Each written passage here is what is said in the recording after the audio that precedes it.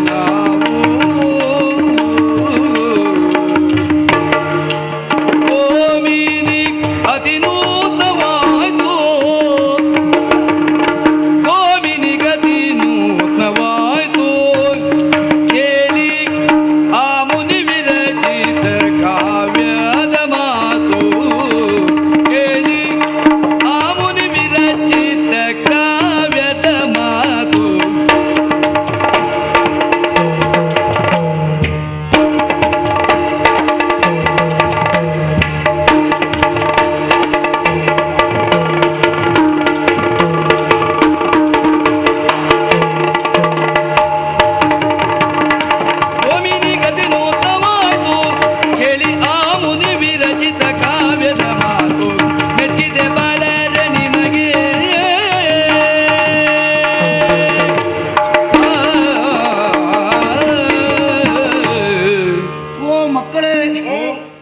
ನಿಮ್ಮ ಒಂದೊಂದು ಮಾತು ನನಗೆ ಆಶ್ಚರ್ಯವನ್ನು ಉಂಟು ಮಾಡ್ತಾ ಇದೆ.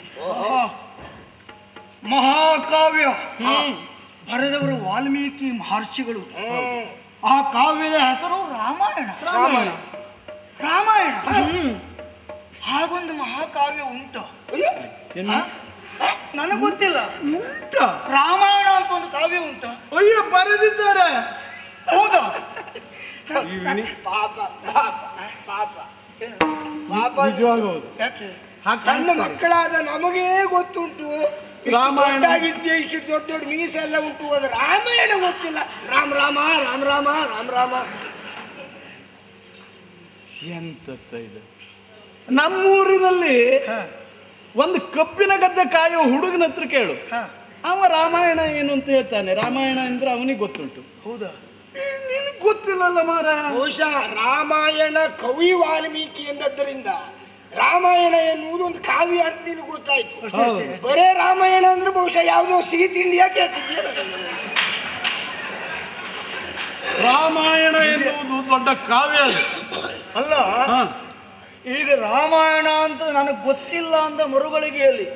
ಅಲ್ಲ, ನೀವಿಬ್ರು ಸೇರಿ ನನ್ನನ್ನು ಅಪಹಾಸ್ಯ ಮಾಡುವುದಕ್ಕೆ ತೊಡಗಿಬಿಟ್ಟಿದ್ದೀರಲ್ಲ. ಅಂದ್ರೆ ನನಗೆ ಏನೂ ಗೊತ್ತಿಲ್ಲ ಅಂತ. ನಮಗೆ ರಾಮಾಯಣ ಇಂಥವ್ರು ಇದ್ದಾರಲ್ಲ ಅಂತ ನಮ್ಗೆ ಇವತ್ತೇ ಗೊತ್ತಾಗದ್ದು. ರಾಮಾಯಣ ಗೊತ್ತಿಲ್ಲದೆ ಇದ್ರೆ ಏನೂ ಗೊತ್ತಿಲ್ಲ ಅಂತ ನಿಮ್ಗೆ ಅರ್ಥ. ನನ್ನ ತೀರ್ಮಾನ ಹಾಗೆ.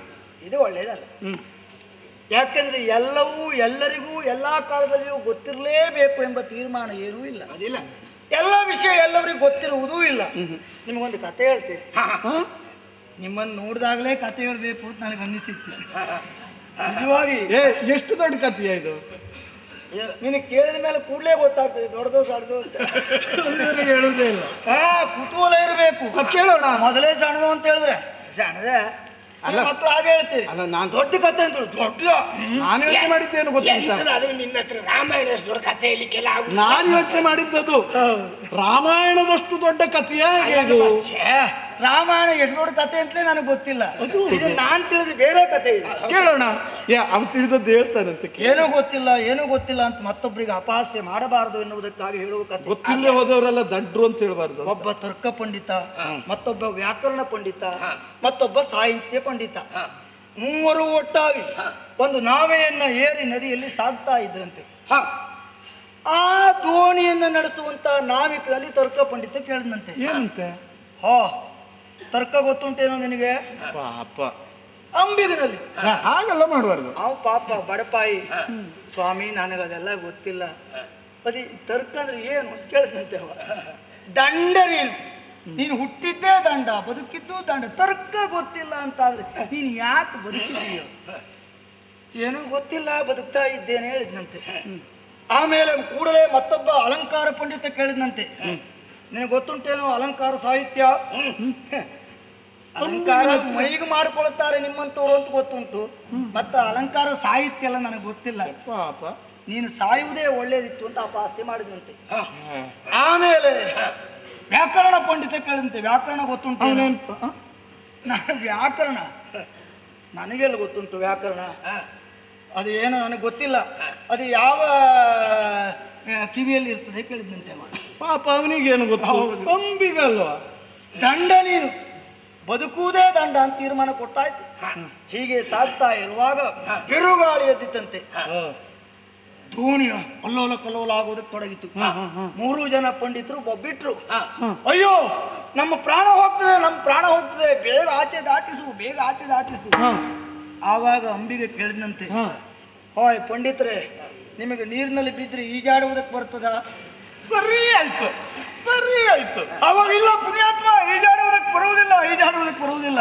ಹಾಗಾದ್ರೆ ನೀವು ಮೂವರು ಬದುಕುವುದಕ್ಕೆ ದಂಡ ಅಂತ ಹೇಳಿದಂತೆ. ದೋಣಿ ಮಗುಚಿತು, ಆ ಅಂಬಿಗ ಈಜಾಡಿ ದಡ ಸೇರಿದ, ಇವು ಮೂವರು ಮುಳುಗಿದತ್ರು. ಹಾಗಾಗಿ ನಿಮ್ ಕತೆ ಇದು ನಮಗೆ ತಾಗಿಸಿದಾಗ ಉಂಟಲ್ಲೋ? ತಾಗುವುದಿಲ್ಲ, ನಮ್ಗೆ ತಾಗುವುದೇ ಇಲ್ಲ. ಯಾಕೆಂದ್ರೆ ನೀವಿನಿಗೆ ಗೊತ್ತಿಲ್ಲ ಅಂತ ಅಪಹಾಸ್ಯ ಮಾಡಿದ್ರಿ. ದೋಣಿಯು ಮುಳುಗುವುದಿಲ್ಲ, ಗಾಳಿಯು ಬರುವುದಿಲ್ಲ, ಏನು ಈ ದೋಣಿ ಗಾಳಿ ಕತೆ ಅಲ್ವೇ ಅಲ್ಲ.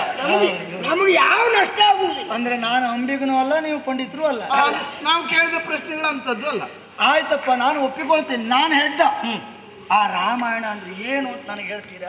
ಒಪ್ಪಿಕೊಂಡ್ಮೇಲೆ ನಾವು ಹೇಳುವುದೇ. ಈಗ ಸಿಕ್ಕಿದ ನಿಜವಾಗಿ ಬಹಳ ಸಮಾಧಾನ ಆಯ್ತು. ನಿನ್ನ ವಿಷಯದಲ್ಲಿ ಬಹಳ ಸಂತೋಷ ಆಯ್ತು. ಯಾಕಪ್ಪ? ಗೊತ್ತಿಲ್ಲದೆ ಇದ್ದದ್ದನ್ನು ಗೊತ್ತಿಲ್ಲ ಅಂತ ಒಪ್ಪಿಕೊಂಡದ್ದು ಒಂದನೇ ದೊಡ್ಡ ಗುಣ. ಯಾಕಂದ್ರೆ ಎಲ್ಲರೂ ಇಲ್ಲ ಗೊತ್ತಿಲ್ಲದೆ ಇದ್ರು ಗೊತ್ತುಂಟು ಅಂತ ಹೇಳು. ಹೌದು, ಅದು ದೊಡ್ಡ ಗುಣ. ಗೊತ್ತಿಲ್ಲದೆ ಇರುವಂತಹ ನೀನು ಮಕ್ಕಳಾದ ನಮ್ಮಲ್ಲಿಯೂ ಹಾಗಂದ್ರೆ ಏನು ಅಂತ ಕೇಳುವ ಕುತೂಹಲ ಪ್ರಕಟಪಡಿಸಿದೆಯಲ್ಲ, ನಿಜವಾಗಿ ನಿನಗೊಂದು ಒಳ್ಳೆ ಭವಿಷ್ಯ ಉಂಟು, ತಯಾರಾಗುವ ಲಕ್ಷಣ ಉಂಟು. ಒಂದು ಕೆಲಸ ಮಾಡು. ಅಲ್ಲ, ನನಗೂ ಅನ್ನಿಸ್ತದೆ ನೀವಿಬ್ರು ಯಾವಾಗಲೂ ನನ್ನೊಟ್ಟಿಗೆ ಸೇರಿಕೊಂಡ್ರೆ ನನ್ನನ್ನು ಸುಮಾರು ತಯಾರು ಮಾಡ್ತೀರಿ. ಸೇರ್ಕೊಳ್ಳೋಣ. ಅದು ಸೇರಿಕೊಂಡ ನಾವು ಬಿಟ್ಟು ಹೋಗದೆ ಹೋದಾಗ ನೀನು ನೋಡ್ಕೊಳ್ತೇನೆ ಅಂತ ಹೇಳಿದೆ. ಅದು ಬಹಳ ಕಷ್ಟ. ಸೇರಿಸಿಕೊಳ್ಳುವುದಾದ್ರೂ ಬೇಕು, ಬಿಟ್ಟು ಹೋಗದೆ ಇದ್ದಾಗ ನೋಡ್ಕೊಳ್ಳುವುದು ಬೇಡ. ಅಲ್ಲ ಹೇಳಿ, ಅದೆಲ್ಲ ರಾಮನ ಜೀವನ ಕಥೆಯ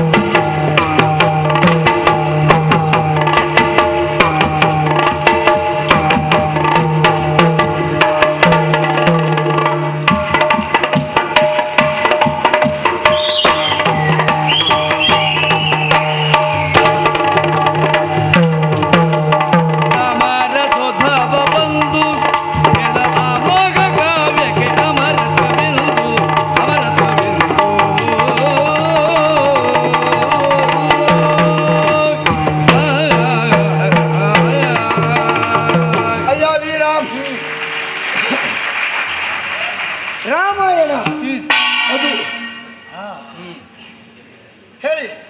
ಬಹಳ ಜಟಿಲವಾದಂತಹ ವಿಶೇಷವಾಗಿರುವಂತಹ ವಿಷಯ. ಅಂದ್ರೆ ಹೀಗೆ ಅಂದ್ರೆ ನಾನು ಹೇಳಿ ಅಂತ ಸೂಚನೆ ಕೊಟ್ಟಿದ್ದೆ ನಿಮ್ಗೆ. ಅಲ್ಲ, ಈ ಸೂಚನೆ ನಮ್ಗೆ ಗೊತ್ತಾಯ್ತು. ರಾಮನು ಬದುಕಿರುವಂತಹ ರೀತಿಯನ್ನ ತಿಳಿಸುವಂತಹ ವಸ್ತುವೇ ರಾಮಾಯಣ. ರಾಮ ನಡೆದು ಬಂದ ದಾರಿ ಕೇಳಲಿಲ್ವ ನೀನು? ಉತ್ತರಾಯಣ, ದಕ್ಷಿಣಾಯನ, ಆ ಸೂರ್ಯ ನಡೆದ ದಾರಿ ಅದು ಅಲ್ವಾ? ಇದು ಹಾಗೆ ರಾಮಾಯಣ. ಉತ್ತರಾಯಣ ದಕ್ಷಿಣಾಯನದಾಗೆ ಒಂದು ರಾಮಾಯಣ, ರಾಮ ನಡೆದ ದಾರಿ. ಒಂದು ಮಾತನ್ನು ಕೇಳ್ತೇನೆ, ರಾಮ ನಡೆದು ಬಂದ ದಾರಿಯನ್ನು ಸಂಕ್ಷಿಪ್ತವಾಗಿ ನನಗೆ ಹೇಳ್ತೀರಾ? ರಾಮಾಯಣ ಸಂಕ್ಷಿಪ್ತವಾಗಿ. ಮೊದಲು ರಾಮ ಅಂದ್ರೆ ಏನು ಅಂತ ತಿಳಿದುಕೋ. ನಾರಾಯಣನೇ ನರನಾಗಿ ಅವತರಿಸಿ ನರನು ನಾರಾಯಣ ಪದವಿಯನ್ನ ಸೇರುವುದು ಹೇಗೆ ಎನ್ನುವುದಾಗಿ ತೋರಿಸಿಕೊಟ್ಟ ಮಹಾಪುರುಷನೇ ಶ್ರೀರಾಮ. ಹೌದಾ? ಅವ ನಡೆದು ಬಂದ ದಾರಿ ರಾಮಾಯಣ. ಆ ರಾಮಾಯಣವನ್ನು ಕೇಳಬೇಕು. ಹೌದಾ? ಹೇಳ್ತೀರಾ? ಸಂಕ್ಷಿಪ್ತವಾಗಿ. ಪೂರ್ವಂ ರಾಮ ತಪೋವನಾಭಿಗಮನೋ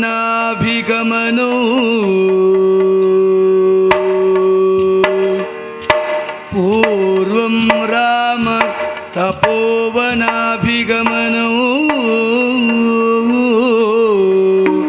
ಹತ್ವಾ ಮೃಗಂ ಕಾಂಚನೋ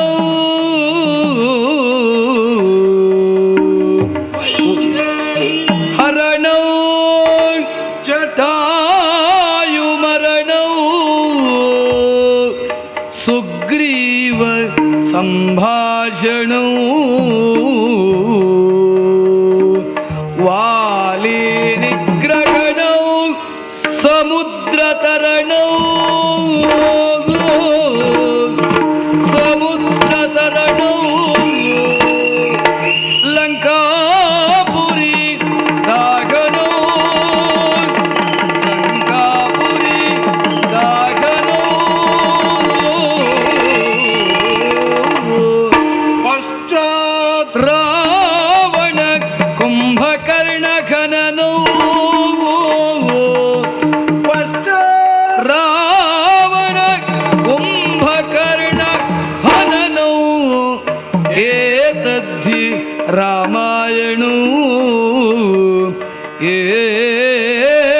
ಏತದ್ಧಿ ರಾಮಾಯಣವು